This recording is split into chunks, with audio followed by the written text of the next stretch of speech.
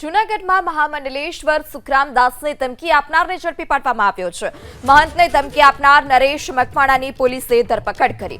ધમકી આપી ખંડણી પણ માંગી હોવાની પોલીસ ફરિયાદ છે। ખોટી એટ્રોસિટીની ફરિયાદ કરવાની ધમકી આપ્યો હોવાનો આરોપ। પ્રવચનમાં જ્ઞાતિ વિરુદ્ધ બોલ્યા હોવાનું કહી ખંડણી માંગ્યાનો આરોપ છે।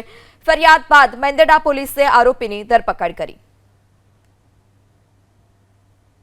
આશ્રમ ની અંદર હતો ત્યારે મને ફોન આવ્યો કે તમે ઝડપથી અહીંયા આવો અને મને ખંડણી આપો, બાકી હું ત્યાં ફરિયાદ કરી દેવાનો છું, તમારા ઉપર હેસ્ટ્રોસિટીના કેસ નાખવાના છું। તો હું અહીંયાથી આશ્રમમાંથી જુનાગઢ ગયો। જુનાગઢમાં જઈને એમને ફોન કર્યો, એ મારો ફોન રિસીવ ન કર્યો। પછી હું જુનાગઢમાં અમારા ડીવાયએસપી ધાદરિયા સાહેબની ઓફિસમાં જઈને મારું લખિતમાં હું સાહેબશ્રીને પાસે રજૂઆત કર્યો। સાહેબશ્રીએ જોયા કે આવા અનેક કથાકારો, અનેક કલાકારો, અનેક ધર્મગુરુઓને પાસે આવી રીતે ખંડણી માંગેલી હતી અને ઘણાઓને પાસેથી પૈસા પણ લીધેલા હતા। એટલે સાહેબશ્રીને ખૂબ ખૂબ સાધુવાદ આપું છું કે સાહેબશ્રીએ ગણતરીના દિવસોમાં આવા તોમતદારને ગોતી કાઢ્યા।